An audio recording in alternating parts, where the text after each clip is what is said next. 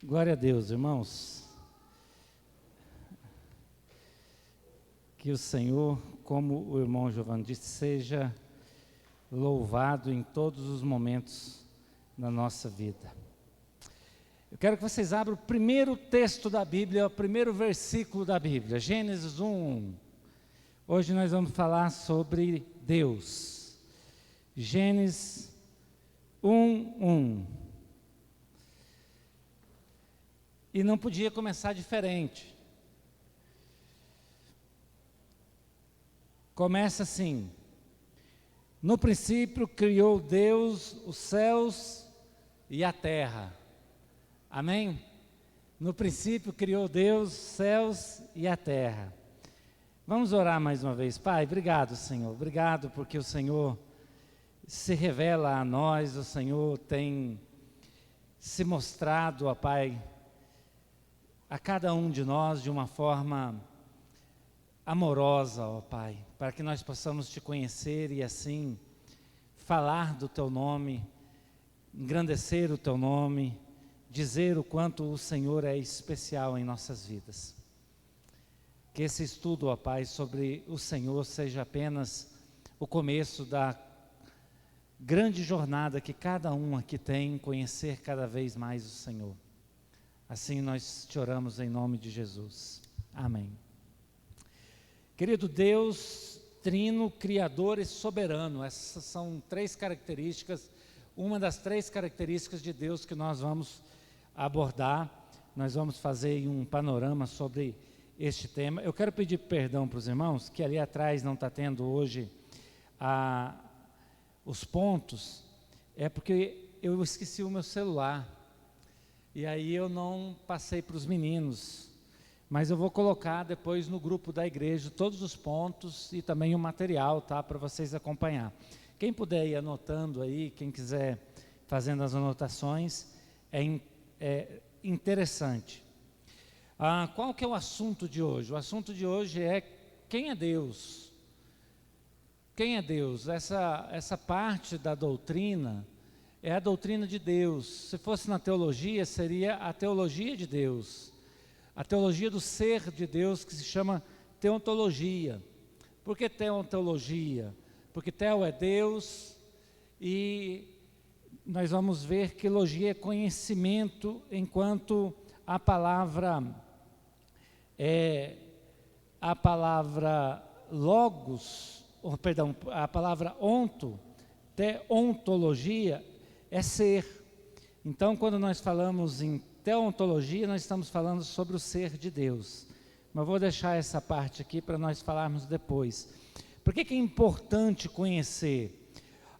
De tempo em tempo, o assunto Deus ele fica interessante na sociedade. De tempo em tempo, a sociedade volta, o mundo volta os olhos a Deus. Nós estamos vivendo agora numa época onde a sociedade, através da cultura, através da política, através da arte, está falando bastante de Deus, bem ou mal, mas estão procurando saber o que é Deus, estão procurando ter esse entendimento. E a pergunta é, nós sabemos de fato como definir Deus, como se relacionar com este ser soberano, trino, criador? Nós temos essa consciência dessa doutrina, ou apenas nos relacionamos de forma muito superficial com este ser? Em nome de Deus, muitas coisas são feitas quando não se conhece direito Deus. Por exemplo, nós aqui da faixa dos 40 anos, da faixa dos 50 anos, vimos um grande movimento de terrorismo na Europa, em nome de Deus. Bombas explodiram, carros foram explodidos, países foram invadidos. Se nós estudarmos a história, não moderna, mas um pouco mais atrás, nós vamos ver as cruzadas que aconteceram em nome de Deus, países invadidos, pessoas foram mortas, pessoas foram dominadas, tudo isso em nome de Deus. Se nós conhecermos um pouco mais ainda atrás, coisas nefastas foram feitas em nome de Deus. E aí, por que que essas coisas acontecem? Porque nós não sabemos de fato quem Ele é, o que Ele é, como Ele se comporta, como Ele se apresenta. E na teologia, na doutrina de Deus, nós vamos aprendendo algumas coisas. Vou fazer algum panorama, mas antes, eu quero pegar aqui só algumas perguntas. Deus se tornou popular no contexto brasileiro, mas quem é Deus? Hoje, na política, Deus é um grande cabo eleitoral. Vocês já perceberam isso? Fizeram de Deus um cabo eleitoral. Aí um grupo de cá fala de Deus, o outro grupo de cá fala de Deus. Mas será que eles sabem quem é Deus? Será que eles têm conhecimento deste Deus? Outra pergunta.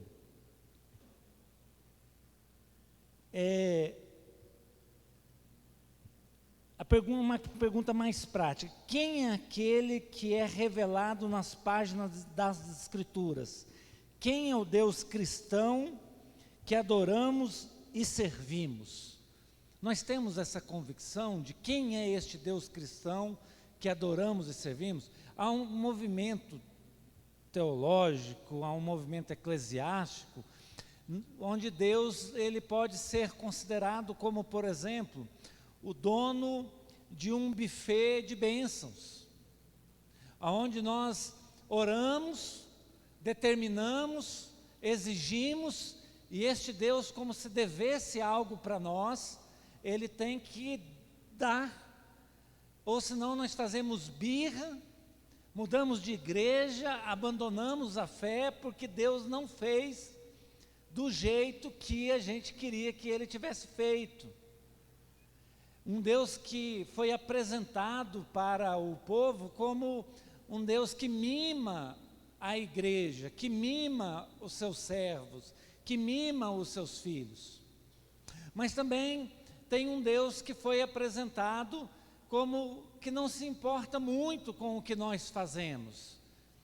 Afinal de contas, Ele é amor e por causa do amor todas as coisas podem. Será que o Deus que nós servimos, Ele permite todas as coisas, que nós possamos fazer tudo porque Ele é um Deus amoroso? É assim que Deus reage. Algumas outras pessoas apresentam um Deus de justiça, um Deus que pune, um Deus que caça, um Deus que determina o que devemos comer, o que devemos vestir, como devemos nos comportar, quantas vezes nós temos que vir à igreja, como que deve ser os nossos... É este Deus que os cristãos servem?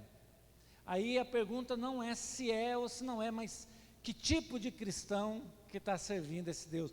Porque todos essas facetas que eu apresentei, há cristãos que acreditam que Deus é assim. Mas como de fato é Deus? Ao que Ele se assemelha? A Escritura, ela é uma suprema fonte de informação a respeito dela mesmo e a respeito de Deus. Deus é a mais alta fonte de informação sobre Ele próprio. Se tiver alguém mais que fale sobre Deus do que o próprio Deus, ainda está para ser descoberto. Ele se revela em todas as Escrituras. Por exemplo, com Moisés, quando Moisés foi indagá-lo quem ele era, em nome de quem que ele iria, o que ele disse para Deus, para Moisés, vocês lembram? Eu sou. Quando os discípulos, aí é uma pergunta aqui, para vocês fazer a ligação. Quando os discípulos perguntaram para Jesus, pediram para Jesus para mostrar o Pai, para mostrar este Deus dos judeus, o que Jesus disse? Quem vê a mim, vê ao Pai. Nós somos o mesmo. Nós somos o mesmo. Então, às vezes, eu fico assim, até observando a oração. Jesus, Ele é Deus. Jesus, ele é quem nisso? Nós vamos tratar noutra história, mas como que os cristãos se relacionam com Jesus e se relacionam com este velhinho, este barba branca, que é representado nas imagens, que fica sentado num trono. O profeta Isaías teve uma visão de Deus, e diz que Deus, ele estava sentado num alto trono, num trono soberano, e toda a sua glória enchia o templo. Toda a sua glória, Deus é glorioso. Então assim, a gente precisa entender como que este Deus ele vai se revelando nas Escrituras. O Deus do Evangelho quer dizer, o Deus que se manifesta no Evangelho, que nós conhecemos como boas novas, tem que ser boas novas para nós, e por si mesmo fala aos seres humanos, que age neles e entre eles, da maneira por ele mesmo indicada. Deus, ele é um Deus que age quando quer, do jeito que quer, com quem ele quer, para manifestar a sua glória. Então a primeira coisa que nós temos que saber de Deus, é que ele é soberano. Ele é um Deus criador, nós lemos, mas ele é um Deus soberano, um Deus que não está condicionado a nenhuma das nossas vontades. É um Deus que não está condicionado ao nosso querer, ao nosso desejo. E isso frustra muitas pessoas, porque quando alguma coisa dá errado, sabem quem as pessoas colocam culpa? Em Deus. Tem um relacionamento com Deus, aí uma coisa não dá certo, elas logo abandonam Deus. Por isso eu vou começar essa aula de hoje fazendo essa introdução e fazendo aqui um panorama sobre alguns assuntos. Falar sobre Deus não dá para falar numa aula só, mas eu quero que vocês vão prestando atenção e vão participando, ok? No final tem algumas perguntas aí que eu quero que vocês respondam. Porque não adianta ser uma aula, estou tão longe de vocês, se vocês estivessem nas primeiras cadeiras ficaria mais fácil. É porque o Mateus está gravando, Mateus? Está gravando, para que depois outras pessoas possam assistir. Então eu tenho que ficar meio estático aqui. Mas a etimologia da palavra sobre o ser de Deus, eu já disse, é o estudo que trata acerca deste ser. E qual que é o conceito de Deus? Se eu pedisse para vocês, conceitua Deus para mim. Faz um conceito. Quem é Deus para você? Como você define Deus? Você sabe como fazer isso? Você tem uma ideia? Quem é Deus para você? Júlia, quem é Deus para você?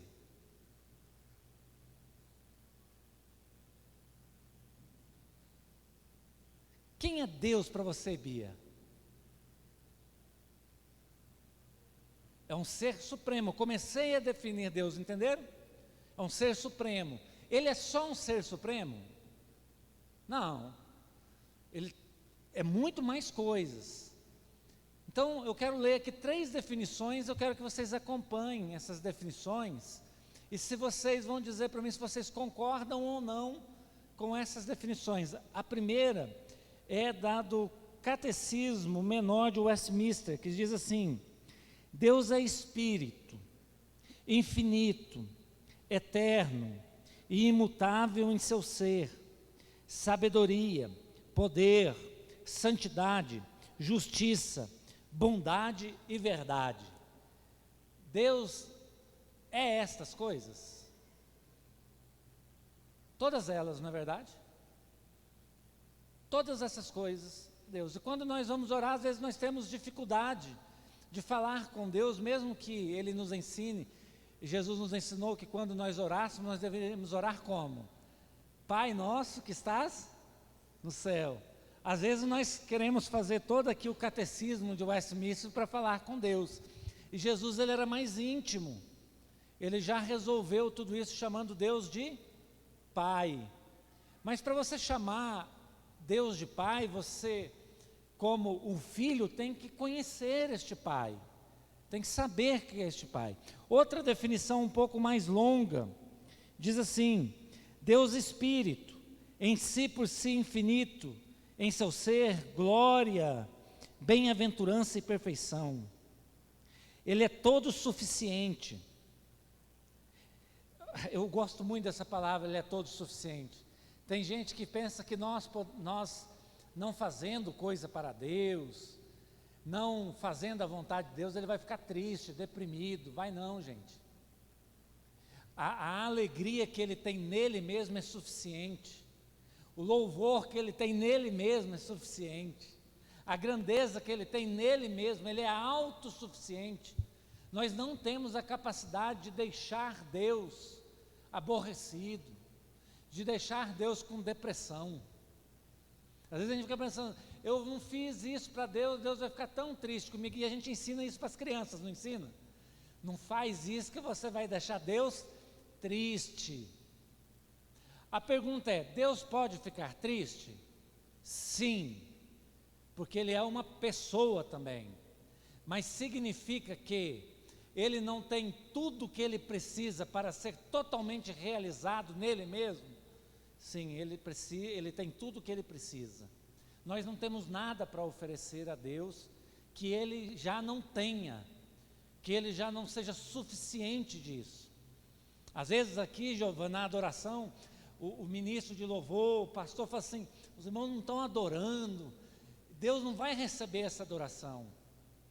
Se for por qualidade de adoração, nós temos que lembrar que os anjos o adoram dia e noite. E sabe o que eles falam? Santo, santo, santo.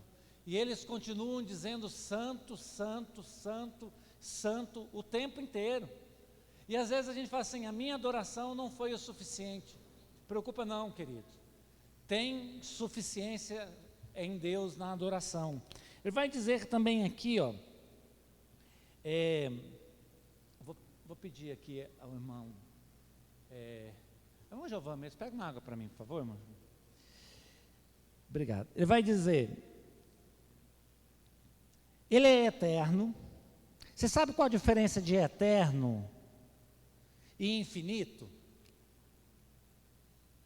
Quero fazer uma pergunta para vocês. Nós somos eternos? Se nós somos criados, então nós não somos eternos. Correto, irmão Olga?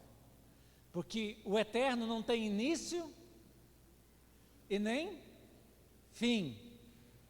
O que é finito, ou até é infinito, ele teve um início, mas ele não tem fim. Mas nós vamos ser eternos, nós vamos viver na eternidade? Vamos. Mas não significa que nós já fomos criados eternos. Porque todos nós. Agora, quem criou Deus? Ninguém criou Deus. Ele é uma causa que não foi causada por ninguém. E isso, logo lá no começo da história, explodiu a cabeça dos estudiosos. Como um poder que não surgiu do nada, nada o criou. Assim foi Deus. Ele é eterno, Ele é imutável, Ele é insondável, onipresente, onipotente, onisciente, infinito em sabedoria, santidade, justiça, misericórdia, graça, longanimidade, cheio de toda a verdade. Ele é um espírito puríssimo, invisível, sem corpo, membros ou paixões, é imutável, imenso, eterno, incompreensível, onipotente, onisciente, santíssimo, completamente livre e absoluto, fazendo tudo para a sua glória e segundo o conselho da sua própria vontade, que é reta e imutável, é cheia de amor, é verdadeiro, galardoador dos que o buscam, e contudo, justíssimo e terrível em seus juízos, pois odeia todo o pecado, de modo algum terá por inocente ou culpado. Confissão de Fé de Westminster. Ele odeia o pecado. Há um sentimento em Deus, uma pessoa odeia o pecado. Então você pode definir Deus a partir desses atributos que nós falamos. Nós vamos falar futuramente mais sobre os atributos de Deus, mas Ele não é o meu amigo só. Ele é amigo? É. Vamos ler o primeiro capítulo de João, e eu vou explicar para vocês. João, Evangelho de João. Nós não vamos ler todo o capítulo, não.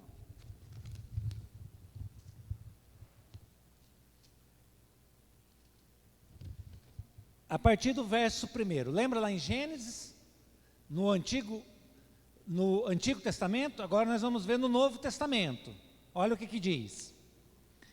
No princípio era o Verbo, e o Verbo estava com Deus, e o Verbo era Deus. Ele estava no princípio com Deus. Olha só, todas as coisas foram feitas por intermédio dele, e sem ele nada do que foi feito se fez. A vida estava nele, e a vida era a luz dos homens. A luz resplandece nas trevas, e as trevas não prevalecerão contra ela. Olha que coisa interessante que João vai dizer a respeito de Deus, mas diretamente ele está se referindo a uma pessoa, que é Cristo. O mesmo Verbo, o mesmo poder criador, a mesma pessoa de Gênesis 1:1. Um Deus que pode ser definido. Então, quando nós oramos, nós entendemos que oramos ao Deus que está no céu, que Ele tem todas essas qualidades, mas também oramos a um Deus que esteve conosco, andando conosco e morreu por nós, e esteve numa cruz, depois esteve num túmulo e foi ressuscitado, e hoje Ele está em posição de governo ao lado do Pai, tendo por intermediador o Espírito Santo. Aí nós vamos falar de Trindade um pouco para frente. Então, como você define Deus? Começa a pensar. A prova da existência de Deus. Se uma pessoa te perguntar, como que você prova que Deus existe? O que você vai falar? Como você prova que Deus existe? Existe prova da existência de Deus?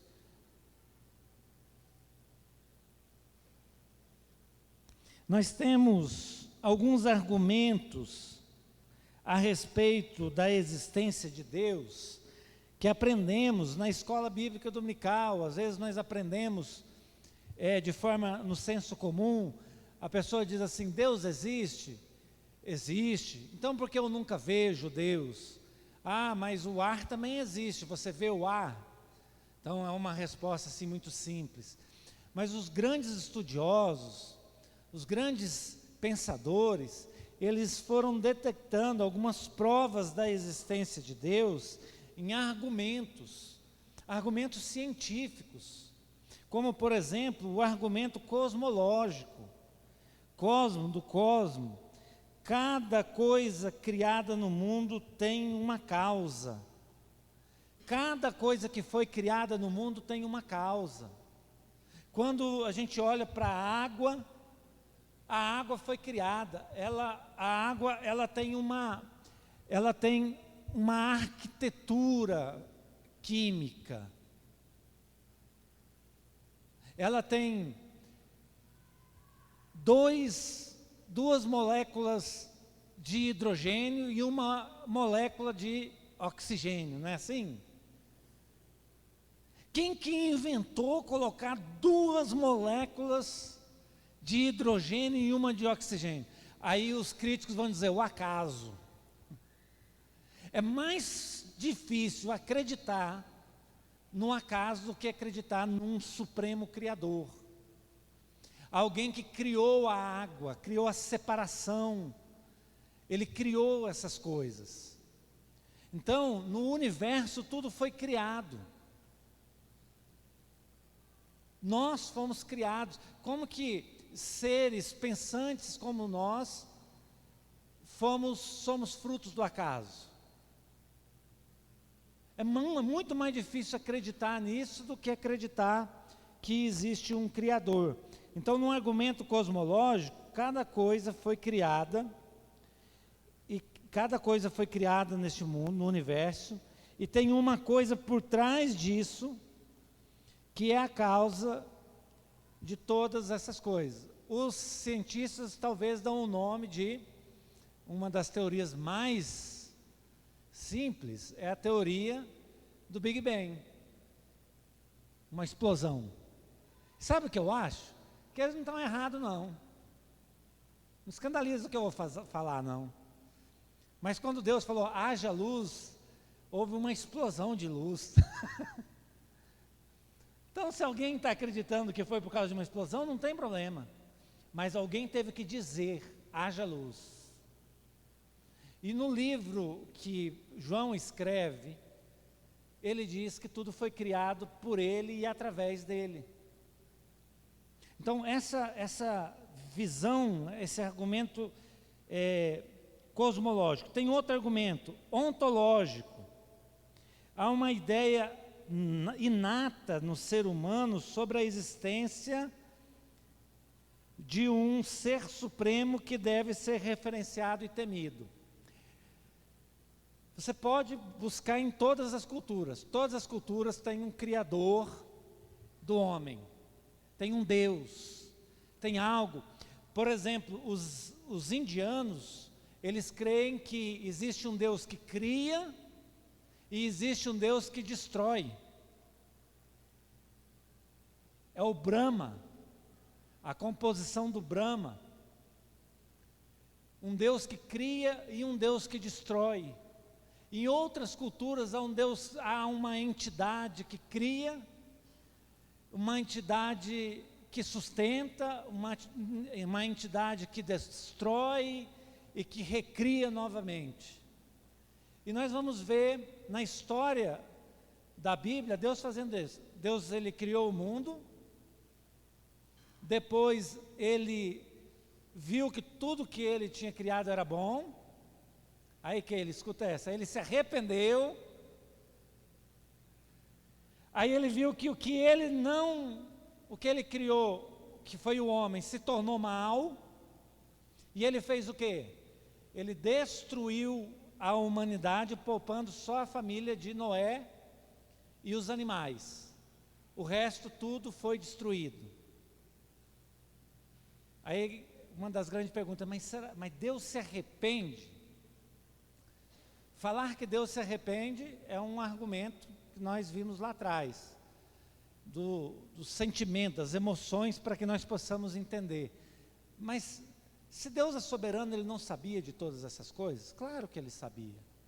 Claro que no projeto de Deus há uma construção, há uma reconstrução. Para Cristo ser esse ser divino, Ele precisou ser o quê? Morto. E depois ele precisou ser o quê? Ressuscitado. A morte é o fim de todas as coisas, e a ressurreição é o recomeço de todas as coisas. Olha tanto que é interessante. Então, nesse argumento ontológico, nós vamos ver que este Deus, ele é referenciado em várias culturas. Eu desafio os irmãos para buscar os deuses da cultura da religião indiana, da religião dos budistas, algumas religiões de raízes africanas, e vocês vão ver esse tipo de comportamento em todos os povos, acreditando num Deus que cria, num Deus que está criando e num Deus que é reverenciado por essa ideia de existência de um ser supremo que deve ser reverenciado e temido, porque ele é criador e continua agindo na humanidade. O outro é argumento teleológico. Toda a criação revela inteligência, ordem, harmonia e propósito, logo foi criado por um ser inteligente e capaz. Toda a criação é inteligente, toda a criação tem um sistema. Nada é fruto nesse argumento, nada é fruto do acaso. Então, se a criação é inteligente, Logo, então, o Criador que o criou também é um ser inteligente. Quem é este ser? É Deus. E isso é muito usado nas pessoas que não conhecem nada de Deus. Você faz uma pergunta: você é um ser inteligente? Você acredita que foi criado? Acredito que eu fui criado. Você acredita que quem te criou é um ser menos ou mais inteligente que você, ou não tem inteligência nenhuma? Um argumento simples, mas é um argumento que vai desmontar essa ideia de que Deus não existe. Aí nós temos o argumento moral. O ser humano tem consciência do que é certo e do que é errado, e o que é responsável por isso diante da divindade. Quem aqui antes de ser cristão já tinha, ou até mesmo agora, já tinha medo, já tinha uma ideia que um dia teria que prestar conta diante de um ser supremo, não sabendo o nome desse ser, um dia ia ser julgado. Todos nós que somos ocidentais, nós temos essa ideia que um dia nós vamos ser julgados. Poucos de nós creem que nós vamos morrer e acabou. A maioria de nós cremos que vai haver um julgamento por um ser superior. Que o que nós fazemos aqui não pode moralmente ficar impune. O que nós fazemos aqui não pode moralmente ser deixado de lado. Aí você pega, vai numa cadeia, eu acho muito interessante isso, e pergunta para uma pessoa que matou alguém, o que ela sente, se para ela está tudo bem. A maioria das pessoas que estão lá presas, elas têm um sentimento chamado remorso, que é um sentimento que é confundido com arrependimento.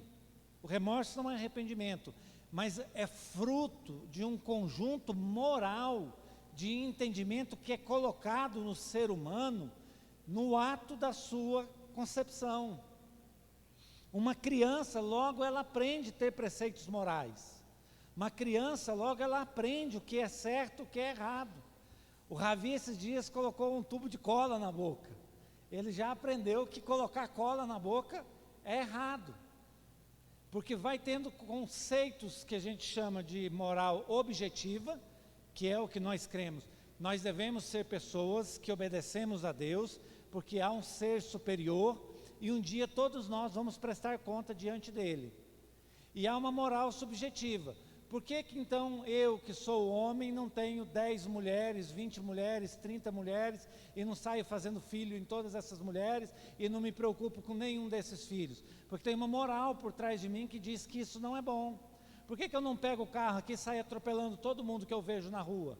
Porque tem uma moral que diz que isso não é bom.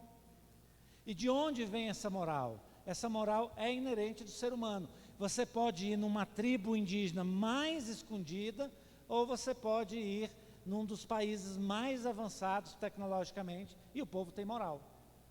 Eles têm um conjunto de moral, que é isso que nós chamamos do argumento moral. O ser humano tem consciência do que é certo e do que é errado, mesmo quando ele não tem consciência de Deus.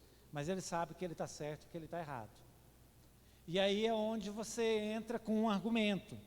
Se Deus existe, Ele é justo. E se Ele é justo, um dia Ele há de julgar toda a injustiça. Você está pronto para dar resposta para Deus? Quem está pronto para ser julgado por Deus? Aí nós sabemos, quando entramos na cristologia, entramos em Cristo, ninguém está pronto. Porque todos nós somos pecadores. Quem aqui nunca mentiu? Quem aqui nunca enganou uma pessoa?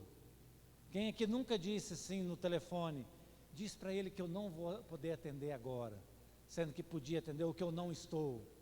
Quem aqui, talvez alguns aqui não, mas não deixou, nós temos que tomar cuidado aqui, viu gente, nós temos um fiscal do imposto, um fiscal do Estado aqui. Mas quem nunca deixou de sonegar o imposto? Né? Sonegar imposto é crime.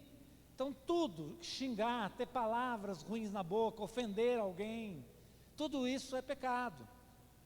Porém, nós só entendemos que vai ser pecado e nós vamos precisar de Cristo para nos justificar quando nós conhecermos a Deus. Porque sem Deus nós não temos um argumento moral para isso. Ele é, então, a existência disso. E por último, um argumento histórico.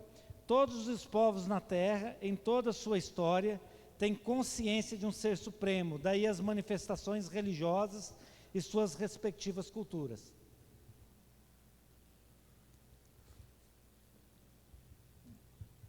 Todo ser na história tem um Deus. Quem apresentou este Deus para essa cultura, precisa ser investigado, mas toda cultura tem um Deus. Toda. E essas culturas que têm Deus, às vezes, ou na maioria das vezes, elas nunca foram apresentadas ao cristianismo. Tem depoimentos de lugares... Manuel, senta aqui na frente, por gentileza. Tem lugares que nós sabemos de povos que não têm conhecimento nenhum de Deus. Mas quando o Evangelho chegou naquele lugar, eles falaram assim, alguém igual a essa pessoa que vocês estão falando que é Jesus, que é Deus, já veio aqui, já passou por aqui. A gente chama isso de fator Melquisedeque. Esse Deus que vocês estão contando para nós conhecemos Ele. Nós conhecemos Ele por outro nome. Conhecemos Ele de outra forma. Quem é que colocou isso no coração do ser humano? Ele já nasce com essa sensação, ok? Então temos alguns argumentos aí. Esses argumentos são argumento cosmológico, ontológico, teleológico, moral e histórico, que nós podemos usar para a existência de Deus. Agora nós vamos entrar um pouco mais na natureza essencial de Deus, a espiritualidade de Deus. Deus é espírito. Leiam João 4:24. Leiam João 4:24 e anotem assim, pega o lápis assim e passa. Para nós termos a primeira definição da essência de Deus. Quem é que está falando isso sobre Deus? Diz assim, Deus é espírito e importa que o adorem, que o adorem em espírito e em verdade. Que os que o adoram, os adorem em espírito e verdade. João 4:24. Quem revelou essa essência de Deus? Vamos ver. Jesus. Revelou para quem?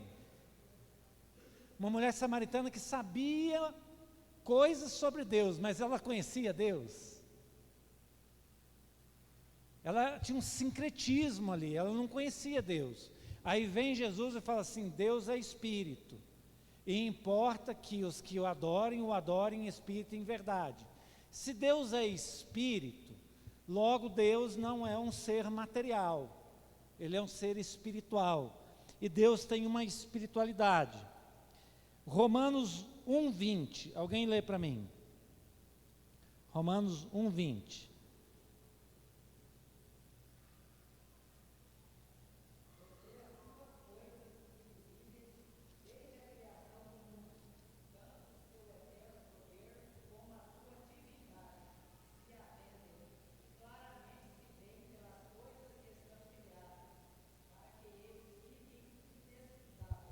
Muito bem. Então, a espiritualidade, por Deus ser espírito, nós vamos ver que é necessário adorá-lo em espírito e em verdade.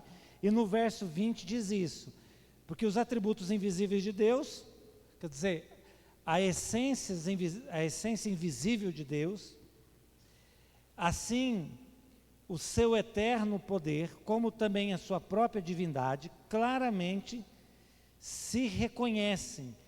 Desde quando? Desde o princípio do mundo, sendo percebido através do quê? Por meio das coisas que foram criadas. Ó, um dos argumentos aqui. Tais homens são por isso indesculpáveis. Ninguém aqui, por ter visto a criação, eu nunca vi a Deus. Alguém aqui viu Deus já? Nunca vi Deus. Nunca vi Deus. Ele próprio fala algo, que o homem que vê-lo face a face, certamente morrerá. Alguém vê Deus? Não, ele é invisível. Mas a Bíblia diz que nós devemos adorá-lo, porque ele é espírito, e importa que os que o adorem em espírito e em verdade. E essa verdade, ela nos torna sabedouros de que todas as coisas que foram criadas foi Ele que criou, a sua eternidade é um atributo dele. Então, os seus atributos não são estranhos para nós. A segunda coisa, a personalidade de Deus. Deus é um ser pessoal. Por ser pessoal, ele tem sabedoria, tem emoções e vontade. Vocês querem ver isso? Como ser pessoal, é possível ao homem manter comunhão com ele, visto ter sido feito a sua imagem e semelhança. O homem foi feito à imagem e semelhança. O homem tem sabedoria? Me diz um homem que foi sábio na Bíblia. Salomão. Salomão era um homem que foi chamado de sábio. E ele Davi mandou Salomão buscar o que logo cedo na sua infância? Sabedoria. O homem então pode ter sabedoria? Deus é sábio. Então é um atributo que ele reparte com o homem. Deus tem emoções? Me dá um exemplo das emoções de Deus. Ódio. Muito bem, ele odeia o pecado. Eu tenho um problema com esse argumento, que diz assim, Deus odeia o pecado, mas ama o pecador. Quem que ele lança no inferno, o pecado ou o pecador?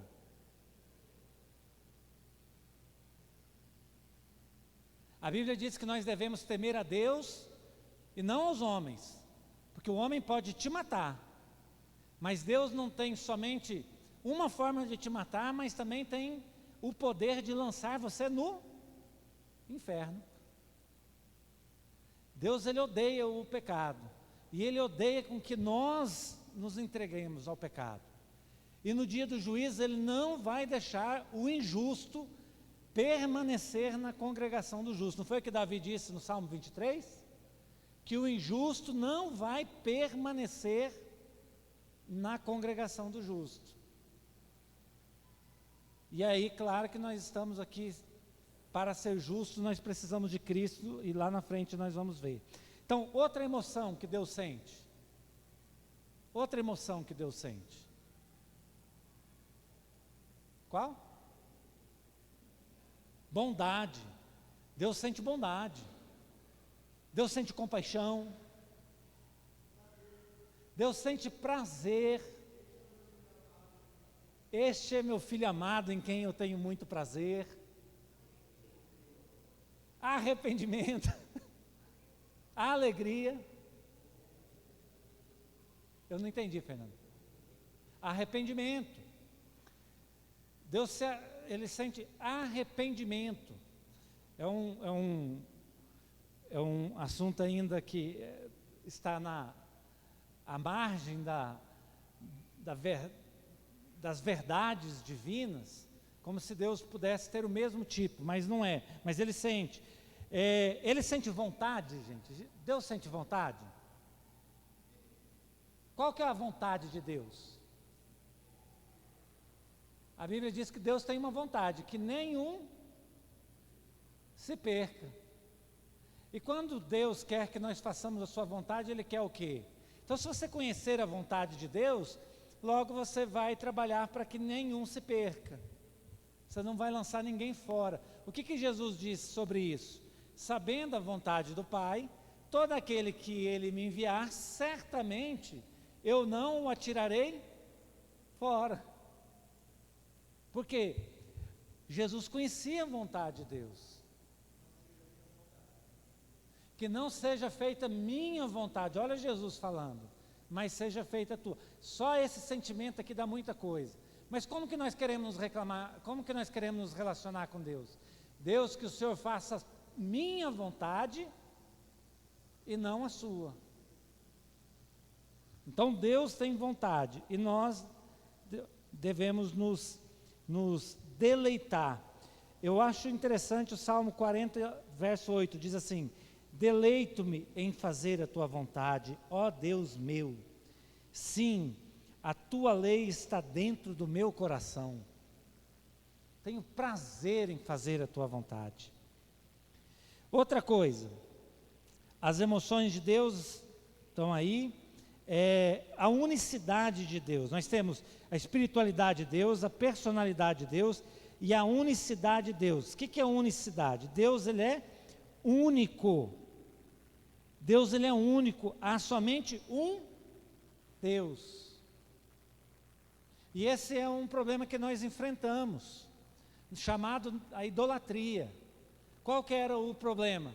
Havia outros deuses que o povo adorava. E Deus chamava o seu povo para adorar o único Deus existente. Então, quando você não sabe, você sabia que no Novo Testamento só fala de 2 senhores? Eu já preguei sobre isso. A palavra Kyrios. 2 senhores. Quais são eles? Deus, o Pai e Mamon. Aí a gente fala assim, não, mas eu amo a Deus. Eu não tenho outro Deus na minha vida. E sabia que Jesus falou mais de dinheiro do que salvação? Jesus falou mais de dinheiro do que salvação. Porque o dinheiro, não ele, mas o amor a ele é a raiz de todos os males. E hoje, talvez, na igreja evangélica, vocês podem ver aqui, nós não temos estátuas. Você sabe quando que isso começou? Isso começou logo no começo, logo no começo da igreja primitiva, porque havia muitas estátuas, havia a estátua dos deuses gregos, as estátuas dos deuses romanos, e aí não se colocava estátuas dentro da igreja. Mas outra coisa que também não colocava dentro da igreja, naquela época, era instrumento musical. Vocês sabiam disso? Era considerado uma blasfêmia colocar instrumentos musicais, porque os instrumentos musicais, eles eram usados aonde? Nos cultos pagãos. Então não se colocava também. Aí nós fomos nos livrando, nós nos livramos das estátuas. Ninguém aqui vai para a Trindade não, né, gente? Para beijar o pé do santo. Ninguém vai. Nós não adoramos imagens, nós não temos imagens, mas nós temos Deus dentro da igreja evangélica. Nós temos senhores, nós temos outros. Nós temos o dinheiro, nós temos liderança, nós temos objetos, carros. Chegou um pastor numa igreja e tinha um piano bem no centro da igreja. E aquele piano tinha sido dado pela família que fundou aquela igreja. Piano lindo. E ele estava no lugar do púlpito. O pastor morreu e aí vem um pastor mais jovem. O pastor jovem reuniu a igreja e falou assim: eu não quero esse piano aí. Tem que ficar o quê? No centro da igreja. O púlpito, que é a palavra. Os irmãos falaram: esse piano você não tira daí. E o piano não saiu de lá. 6 meses depois o pastor foi demitido. Chegou o segundo pastor: esse piano tem que sair daí. Ele falou: esse piano não sai daí. Esse piano foi dado pela família que foi a família que fundou essa igreja. Esse piano, ele é especial. 6 meses depois sai o segundo pastor. Aí chegou um jovenzinho, um pastor muito humilde. Ele olhou o piano, nada falou do piano. domingo ele pregava assim, encostado no piano. Botava a Bíblia aqui em cima do piano. E ele falava, então, irmão, Deus, Ele é poderoso. E dava um tapinha no piano aqui, ó. E o piano foi afastando, gente. Foi afastando, foi afastando. Depois de um ano, o piano já estava lá no cantinho. Isso ensina muita coisa para a gente. Mas às vezes a gente considera, a gente dá mais valor em coisas dentro da igreja porque a gente não conhece Deus. Quem que importa para Deus? Somos nós ou somos as cadeiras? Somos nós ou somos instrumentos? Somos nós ou somos o templo? Somos nós ou a arte que está lá fora, a cor das paredes, sei lá. Eu fui de uma igreja que o dia que entrou a bateria na igreja, saiu 4 famílias. E nunca mais voltaram para a igreja. Então o que eu quero dizer com isso? Que Deus Ele é único, Ele é o único Deus, nada pode substituir, nada pode ser maior que Deus, nada. Nós temos algumas coisas dentro da igreja, dentro da nossa vida, que ainda estão no lugar de Deus. Em Deuteronômio 6,4 diz assim: ouve Israel, o Senhor nosso Deus é o único Senhor. Tem outro Senhor? Aí tem uma pergunta que eu faço para vocês. O que Senhor significa na nossa vida? Fala a nós. O que significa Senhor na nossa vida? É o quê? Alguém velho. Um Senhor, alguém velho, ok. É uma definição. O que mais que significa Senhor? É o que manda. É o que determina. Deus, Ele é o que na nossa vida? Senhor. Onde estão os mandamentos de Deus? Aqui. Por que nós não obedecemos? De duas uma. Ou Ele de fato não é o Senhor, ou de fato nós somos desobedientes. Então conhecer Deus como Senhor é importante. A outra natureza essencial de Deus, Ele é transcendente e Ele é imanente.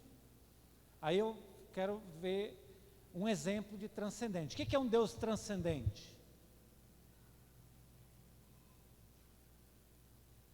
Eu vou fazer aqui uma pergunta que os universitários vão ajudar aí.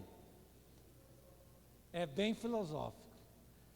Qual a diferença de transcendente, da transcendência e do deísmo?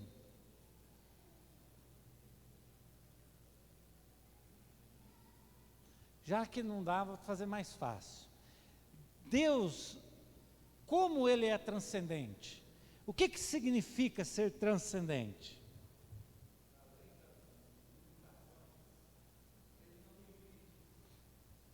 Muito bem, Ele não tem limites. O que mais?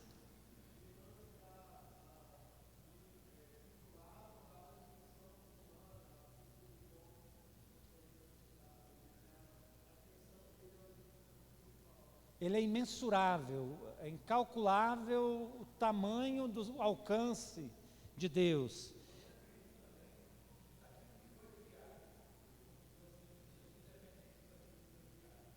Alguém pode dar aí um versículo sobre que Deus Ele é isso, Ele é excelso, Ele é realmente absoluto, perfeito?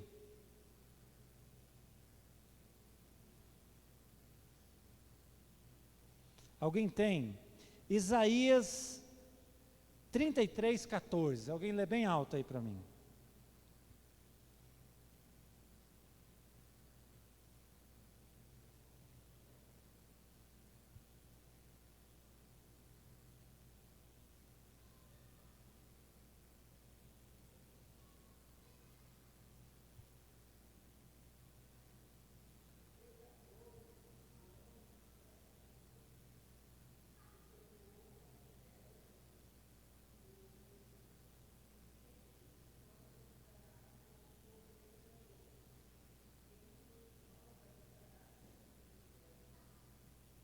olha que texto maravilhoso. Quem entre nós tem condição de habitar onde o Senhor habita? Ele é uma transcendência. Deus, ele é transcendente, porém ele é imanente também. Logo, transcendência é uma coisa e imanência é, vamos dizer, não o oposto, mas o complementar. Deus, apesar de ser transcendente, também é imanente, ou seja, ele também é imanente, ou seja, habita no meio da sua criação, está próximo dela e até dentro dos seus filhos adotivos. Qual que é o maior exemplo disso, de imanência na Bíblia? Emanuel. Emanuel é o maior. Deus conosco. Esses dias fomos viajar e o Silvio falou assim: eu quero que o Emanuel vai comigo. Aí depois chegou lá assim: eu trouxe o Emanuel porque afinal de contas, né? Uma viagem longa dessa é melhor ter Deus conosco. Não foi bobo, foi inteligente, né? Emanuel de emanente. E El é Deus. Emanuel, Deus conosco. Sim, irmão.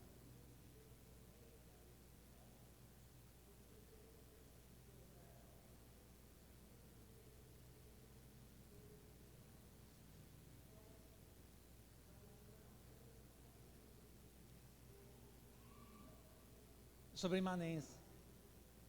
Imanência. Então, olha só que texto mais bonito este. Porque assim diz o Senhor, o alto e o sublime, que habita na eternidade e cujo nome é santo. Num alto e santo lugar habito, como também com o contrito e abatido de espírito, para vivificar o espírito dos abatidos e para vivificar o coração dos contritos. Eu habito no alto monte, mas eu também habito nos corações. Isso é um pouco que nós podemos saber de Deus. Mas vocês sabiam que Deus tem nome? Qual que é o nome de Deus no Antigo Testamento? Quem pode me dizer? Yahvé é um dos nomes de Deus. Qual mais? El Shaddai. El Shaddai, muito bem. O que mais? Jeová Jireh, Jeová Rafá. Essas são as derivações de Jeová, que é Yahvé.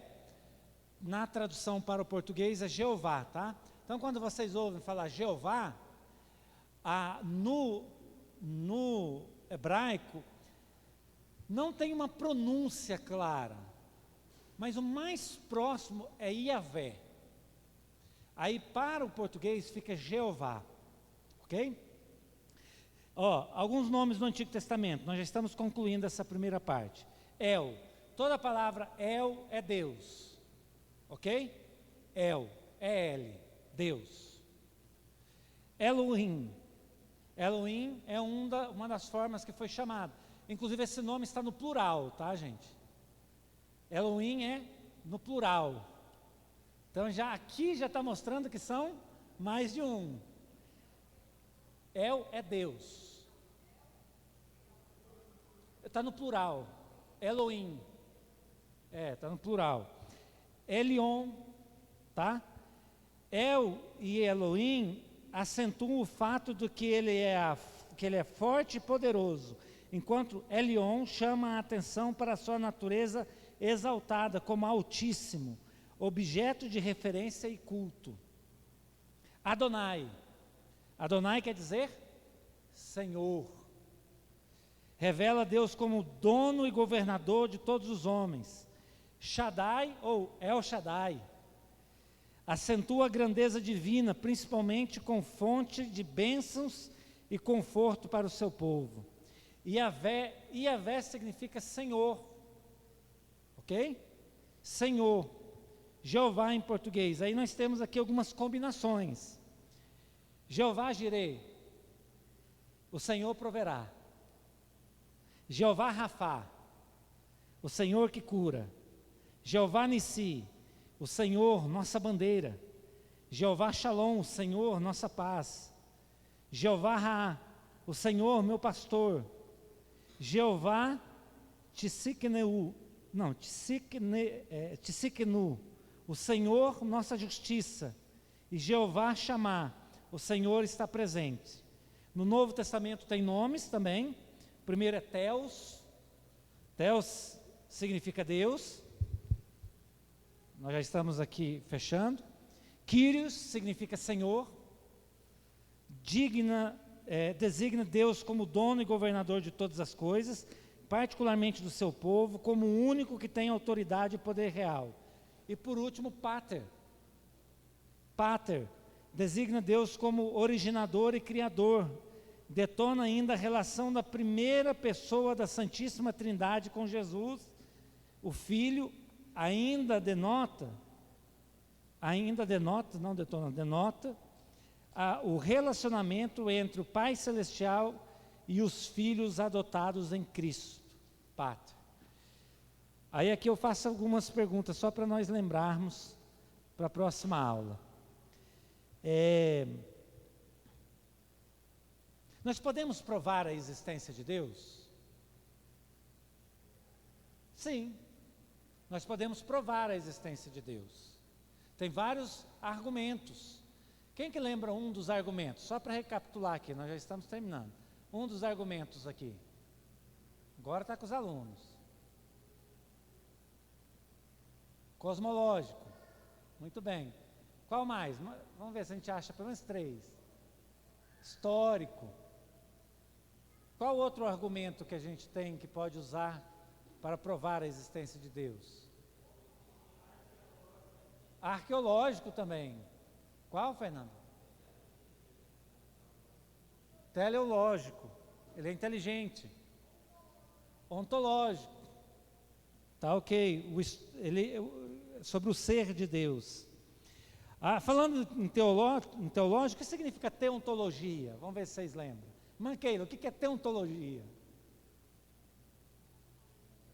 O estudo do ser de Deus. Muito bem. Ó. Aqui vocês estão ficando fera. O que significa? Vou fazer uma pergunta, se está certo ou está errado.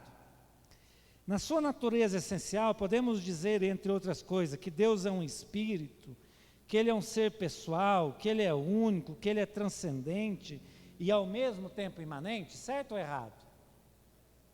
Certo. Deus é transcendente, Deus também é imanente. O que significa, por último aqui, só para ver se vocês estavam prestando atenção e depois nós vamos terminar, a palavra Jeová Jireh.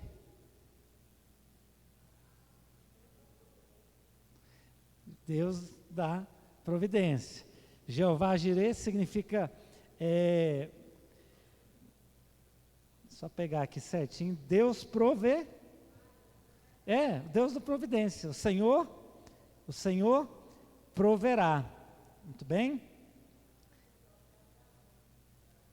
A resposta de Abraão para Isaac. Isaac pergunta, onde está o cordeiro? Olha só tanto que é interessante isso, nós podemos encerrar com isso. Isaac, eu gosto muito dessa passagem de Isaac. Isaac já era um jovenzinho, Abraão já era um velho. Eu fico pensando isso. Não tem escrito assim na Bíblia. Mas eles vão viajar para o Monte Moriá. O que eles estão levando? Eles estão levando lenha e um cutelo. É normal, Isaac já sabia que ia haver o quê? Um sacrifício. Ele já tinha visto Abraão fazer aquilo outras vezes. Já era normal aquilo na vida daquele garoto. Ele conhecia Deus. Qual que era o conhecimento que que Abraão tinha de Deus? Que ele era El Shaddai, todo poderoso. Ele cria que Deus era todo poderoso. E por Deus ser todo poderoso, ele poderia ressuscitar Isaac? Poderia? Isso um dia eu li num comentário e eu fiquei assim maravilhado com isso. Ele sabia, ele conhecia. Isaac também sabia? Sabia porque o pai ensinou. O pai também ensinou, falou, o Deus que nós servimos é o Deus todo poderoso. Aí chega lá em cima, no Monte Moriá, tem a pedra. Aí tem a lenha. E tem o cutelo. O que está faltando? O cordeiro. Ele diz o que para Isaac? Deita na pedra. Será que ele amarrou Isaac? Será que Isaac não dava conta de correr dele? Será que Isaac não dava conta de lutar contra ele? Mas o que Isaac perguntou? Pai, onde está o cordeiro? Onde está o sacrifício? A hora que ele perguntou isso, ele estava deitado. Porque tanto o pai quanto ele sabia que Deus era todo poderoso. A hora que ele levanta o cutelo para matar Isaac, Isaac reage. O texto pelo menos não diz que ele reage. Por quê? Porque ele tem a mesma consciência que Deus tem. Aí às vezes acontecem algumas coisas na nossa vida. Nós passamos por uma provação, por exemplo. Quer ver uma coisa que me deixou irritado? O meu carro não pegou. E eu tinha que levar o Felipe na escola. E eu fiquei irritado com aquilo. Mas não é umas coisas simples. Fala assim, se Deus é poderoso, amém. Não recebi naquele dia. Alguma coisa aconteceu. Mas o que a gente faz? A gente murmura. Abraão fez o quê? Jeová Jireh. E a hora que ele foi descendo o cutelo, Deus providenciou. Na nossa vida, por nós não conhecermos Deus, nós perdemos bênçãos de Deus, gente. Por isso que a gente tem que conhecer quem é Deus. Ele é o Deus da provisão. Você e eu não vamos passar necessidade. Até a última hora, o Senhor que fez a promessa que Ele é o Jeová Jireh vai providenciar. Se nós sairmos só com esse conhecimento daqui, sobre Deus, já valeu muito a pena. Amém? Na próxima aula nós vamos ver sobre, nós vimos sobre os nomes de Deus, né? Na próxima aula nós vamos ver sobre os atributos de Deus. Muito legal essa aula. Os atributos de Deus. E eu quero assim, vai ser muito texto bíblico. Vamos orar encerrando e logo depois nós vamos ter um momento de comunhão.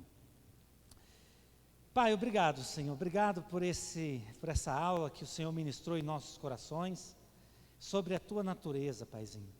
O Senhor nos ensinou, o Senhor Jesus nos ensinou a chamar o Senhor de Pai, porque um verdadeiro Pai ama os seus filhos. O verdadeiro Pai, Ele morre, se necessário, pela vida dos seus filhos. Há muitos pais aí que não entenderam quem é o Senhor. Há muitos filhos porque os pais não foram aqueles exemplos em suas vidas, demoram a compreender que o Senhor é o paizinho, que o Senhor é aquele que cuida. O Senhor está no universo cuidando de cada átomo no universo. Mas o Senhor também está do meu lado, cuidando das minhas necessidades. O Senhor está enxugando as minhas lágrimas, o Senhor está me carregando no colo, o Senhor está me acudindo nos momentos de dificuldade. O Senhor diz não para mim, Pai. Eu sei que o Senhor diz não, porque o seu não é melhor que o meu sim. O Senhor diz para mim, espera, porque não chegou a hora, você não está maduro ainda para receber. O Senhor tem andado pegado na minha mão quando eu tenho vontade de desistir, o Senhor tem me carregado. E o Senhor também tem me puxado quando eu estou muito acelerado, achando que eu posso fazer sozinho. O Senhor tem cuidado das minhas feridas nos momentos que eu estou doente, mas tem me incentivado com palavras maravilhosas para eu prosseguir com os sonhos que o Senhor tem na minha vida. Nós queremos te conhecer mais, Pai. Nós queremos conhecer a Tua majestade, o Teu amor. Queremos conhecer a Tua infinitude. Queremos te ver e compartilhar a Tua eternidade. Pai, obrigado por o Senhor se revelar a nós, principalmente através da vida de Cristo, nosso Senhor. Obrigado pelo Espírito Santo que o Senhor nos deu para andar conosco todos os dias, até a consumação desse século. Obrigado pelo teu amor, ó Pai. Assim nós te oramos em nome de Jesus. Amém e amém. Deus abençoe, queridos. Agora nós vamos servir aí um jantar. E que esse momento de comunhão possa durar mais vezes. Sábado nós temos o batismo, viu? Quero contar com todos lá no batismo, vai ser uma benção. Eu preciso de 2 tipos de voluntários. Um para fazer a janta no domingo que vem, ou na terça-feira que vem. Pode procurar o irmão Dobrando. A Bia, glória a Deus. Terça-feira que vem, então, a janta fica por conta da Bia, tá? E um voluntário para ajudar lá no batismo, para ajudar também a fazer a janta lá. Outras pessoas podem nos procurar depois, não precisa decidir agora, tá? Vai ser uma benção. Deus abençoe a cada um de nós.